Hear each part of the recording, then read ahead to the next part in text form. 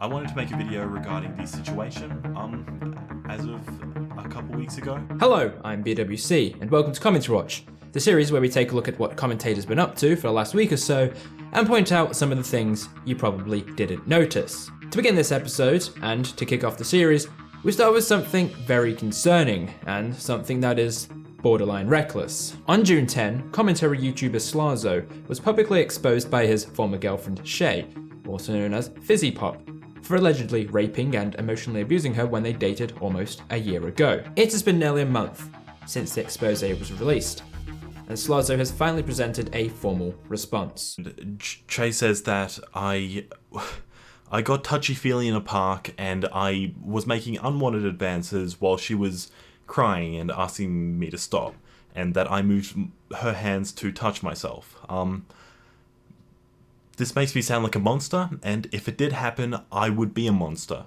But this isn't how it happened. I guess the thing I'm most confused about in this whole thing is why would she lie? Why would she say that she'd never been in a relationship before, never kissed before, intended to wait until 16, and twist the truth of what happened in person and make out like she never wanted to do anything and this wasn't a two-way thing, especially at the beginning.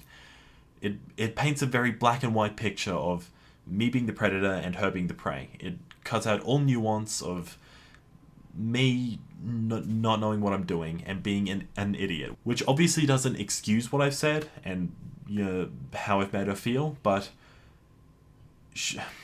it's a very condemning picture that she's painted, and the things she said and the things that she's implied that I've done can very well follow me for life. The misrepresentation of the information by Chey is unacceptable.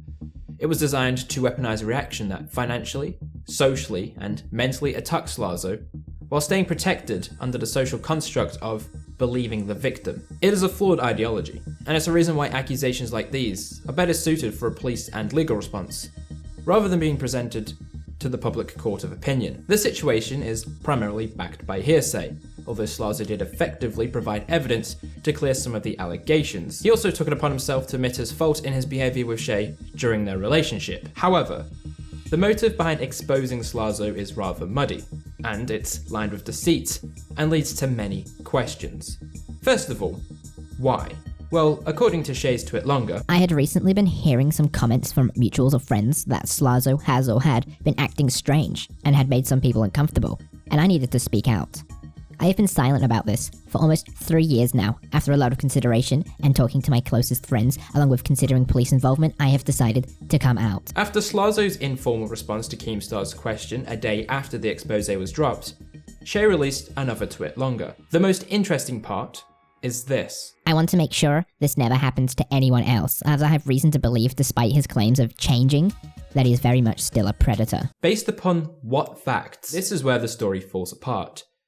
Chey has released this career-threatening expose on the basis of comments from unnamed sources. Yet, there has been no one that has come forward with complaints against Slazo. This means that this is either a completely manufactured truth, or someone has attempted to sabotage Slazo for unknown reasons. The erratic nature of Chey's decision suggests an outside influence, and only time will tell before we find out who is behind the comments suggesting that he is a predator, and who pushed Chey to publicly release her story instead of taking the legal route. Now, all is said from the information we've been given, but this is Commentary Watch, so there must be something that people in the commentary community did to deserve a bit of criticism. On the hour that Chey released her statement, a few individuals with a lot of influence within the commentary community were quick to show their support and condemn Slazo straight away.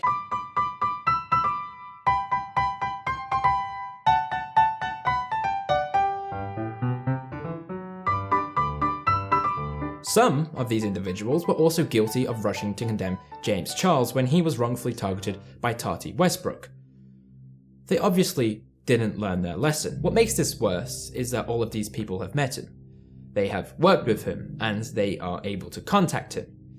Yet none of them asked him for his side before they used their public presence to make him lose more than 50,000 subscribers, and potentially end his career and also further ruin his life. It doesn't end there. KingAni in particular made it very clear that she helped with the publishing of the expose, meaning she is as guilty as Chey for painting Slazo as some sort of monster. In fact, she seemed happy to continue publicly dragging him up until the day before he released his video. How unfortunate that Slazo played the ultimate no you card, and this public dragging shows how toxic and how petty some people are in the community. Also, how easily their minds are changed if the outcome is a good moral image in the community. It's not just Anna that participated, but many others that joined in and burying Slazo before he could even blink without knowing the full story. Again, like the James Charles situation, and dropped him like he was nothing. ImAllexx is guilty of this. He not only endorsed Chey's post,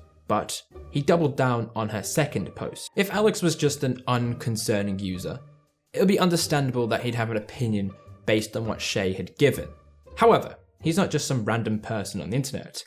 He's a YouTuber with over 1.6 million subscribers, but also over 300,000 Twitter followers. He has influence over a lot of people. He also had a chance to contact Slazo and ask him for an explanation, because a month or so before he had welcomed him into his home, recorded videos and podcasts with him.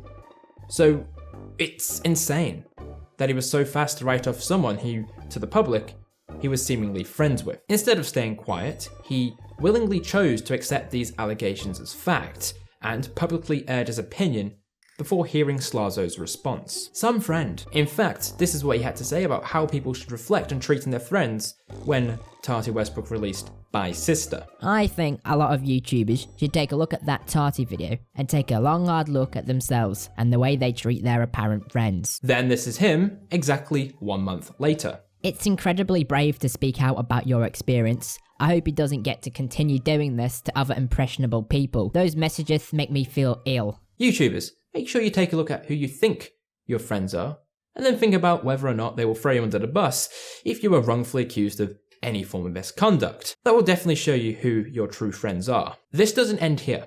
According to Dolan Dark, "It's a garbage take, lol. She posted a video of her going through the DMs as a follow-up. This has been in the works far longer than pro Jared and James Charles stuff, and they're making the assumption that going to the police is some easy task that wasn't already considered." Here, Mr. Dark admits the situation began before both the pro Jared and James Charles incidents.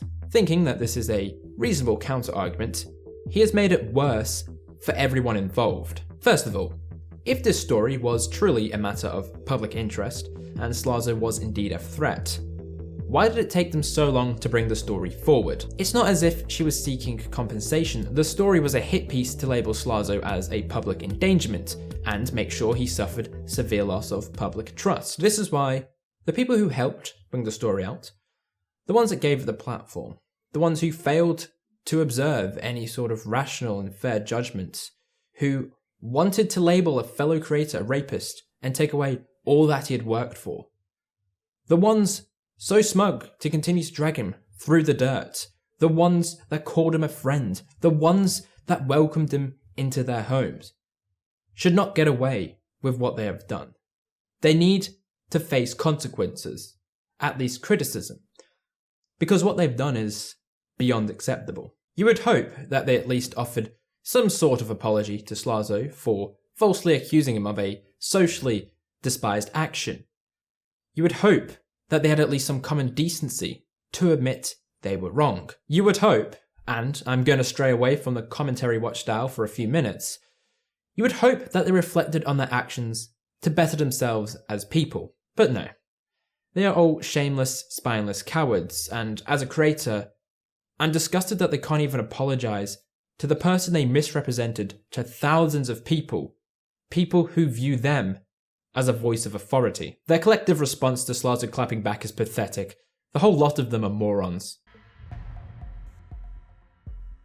Anna, the fucking point of Chey coming out was to warn the community that he's a predator, and that was the sole reason the story was released. What Slazo did is wrong, but you can't hold the mistake he made in the past against him forever, and there is no evidence that he has done it again. So this whole situation was meaningless. You're fucking reaching for anything. Anna's response is beyond pathetic.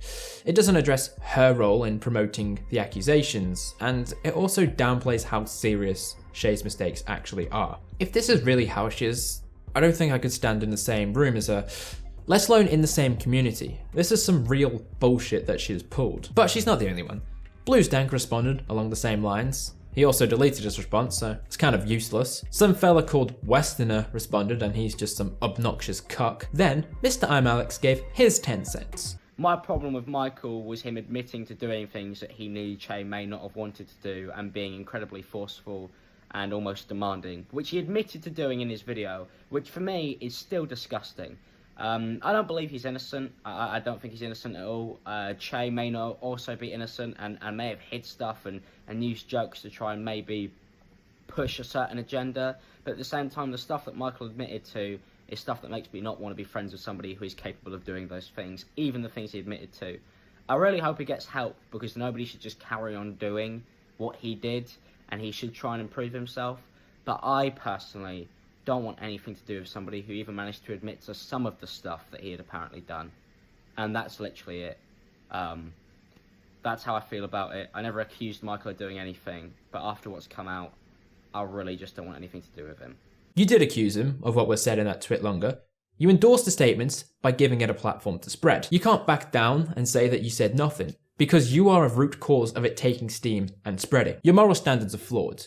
Anyone who makes mistakes should be afraid to be your friend, because you don't seem to value friendships, nor do you put faith in people to better themselves when they do make mistakes. And over the course of this relationship, there are plenty of things that I do regret. There are plenty of things I wish I could take back, and if I could, I would in a heartbeat. You know, I was emotionally unavailable. I didn't give you the support you needed. I was overly focused on certain physical things. I was a controlling asshole, you know.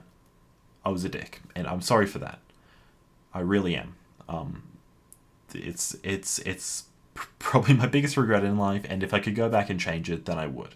You were pushing someone away based on something they did 3 years ago that they have not repeated since, that they took responsibility for, but you can't be friends with someone who is making an effort to improve themselves because your public image outweighs your value of others. The moral standards you have are ridiculous. Who are you fucking kidding? You are a snake that's dragged Slazo and dropped them in the gutter because you don't want to be friends with someone that made a mistake 3 years ago. Get to fuck. I don't see how people can respect you when you make these emotional judgments without any thought. Your credibility as a commentator, as someone whose career is breaking down situations and explaining what happened and why it's wrong, you aren't doing it right. Any respect I had for you as a creator is gone. You've lost all credibility. The Slazo situation was a result of people wanting to jump on any sort of drama as fast as they can. It's a serious problem with commentary, and it needs to be held to account. These YouTubers should be pressured to apologise, because they're just going to keep on doing it if they don't face any form of backlash. Likewise, the community, audience and all, need to make judgments for themselves. We can't just follow a bandwagon because a few bigger people followed suit. It's what should differentiate us from other communities. We need to think before we act. Therefore, on behalf of the community, Slazo, I'm sorry you had to experience these unjust accusations and face an attack by multiple large names within the community and the community itself. I respect that you acknowledge your mistake. I also respect that you didn't take it upon yourself to point out the people so quick to endorse the misrepresented facts. That takes a lot of restraint. All I can say to conclude this segment is VidCon 2019 is gonna be hella awkward. Moving on, we will take a look at a bit of an oopsie from one of the more vocal commentators in the beauty community. Pathos columnist Katie Joy claims she took down Angelika Oles' video discussing James Charles lying with a copyright claim because her work was not credited. I wanted to jump on here and just make a statement really quick so that those of you that are coming to this channel wondering why I struck Angelique Oles' video about Tati and James Charles, it's related to a article she discussed in the video, which is mine. And she shared my entire article without sourcing my name. She didn't source the blog or the column that it came from. She didn't provide a direct link for anyone to go to the article if they wanted to watch it. She didn't even say like the title of the company or the publisher that hosts the site. Miss Joy claims that Angelika used her entire article within the video. However, because she's taken the video down, we cannot verify whether this is true, so we will just have to trust her word. That being said, it's clear that she knows a thing or two about attribution and the workings of professional journalism. In any form of news article, you have to attribute your sources, otherwise you will be plagiarizing someone else's work, which will harm your reputation as a journalist and your publisher's integrity as a source. This is all fun and games for people who think they're safe from these standards because they make videos talking into a camera, and they aren't professional journalists or publishing to a news outlet. But of course, there is also that little thing called copyright, and that is something that we all have to adhere to when we use someone else's intellectual property. I was particularly irritated because in this video, she shared that James Charles was copying and not crediting someone for not giving, for doing a makeup look of another YouTuber, which he absolutely did credit in his video he uploaded yesterday. He even said the person's name. Listen, I will remove the strike. All she has to do is properly source my article. Ugh, not a very good look for Angelika. She responded to the takedown via Twitter. So my latest video has been falsely taken down. Trying to sort it out. In the words of Danny Gonzalez, I'll be reviewing my legal options. Sister has truly snapped. Unfortunately, her legal options may fall short since, well, she's actually in the wrong. In stating that her video was falsely removed, she's implying that she owns or can argue the use of all the content within the video. However, as claimed by Katie Joy, she used the full article as published on Pathos without permission, and to also add insult to injury, didn't even credit the article. It was dead air. Using someone's work is copyright infringement, unless you have permission or a license to use it. Of course, there are also times where you can use someone else's video without permission, and that is fair use in the United States and fair dealing in Australia and the United Kingdom. Because Pathos is a US publication, it falls under US copyright protection, and thus the fair use defense is observed, where there are 4 factors that work to determine the fairness of the use. Angelika, in this instance, would struggle to win because her use isn't fair. To start, she would fail to meet the first factor, where, according to John Swan, the work has to be transformative and needs to add something new with a further purpose or different character, altering the first with new expression, meaning, or message. Katie claims the article was used without any transformation. It was just shown on screen and the viewer was told to pause and read it, without any sort of commentary or development of her own ideas, meaning this point wouldn't be met. The other key factor she doesn't meet is the effect of the use upon the potential market for or value of the copyrighted work. Because the video that Angelika made is a commentary discussing Tati Westbrook's makeup woes, and the article is a report on Tati Westbrook's makeup woes, they're in the same market, and Angelika's video is effectively a substitute to Katie Joy's article, taking away all of the potential readers. Therefore, she is wrong, and has deservedly received a copyright infringement, something we would usually fight against, but given the circumstances, it's very hard to defend creator negligence. It's truly exceptional that someone who studies law, someone that tells everyone that they study law, has absolutely no idea how the law works. It's a bit embarrassing. What makes this whole situation more fascinating is Katie Joy just wants credit. So why is it so hard to link the video in the description? Well, it looks like our queen's ego is the root cause of this whole situation. Angelika, for the sake of your reputation, just say you're sorry, give the credit, and maybe spend a bit more time researching and planning for your videos. That concludes today's episode of Commentary Watch. This episode will be different from subsequent episodes due to the big story we had.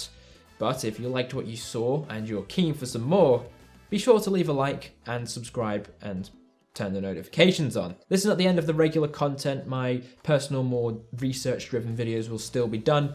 This is just a little side venture I wanted to get into. That being said, Sniper Wolf is next, so stay tuned. And until the next time we meet, goodbye.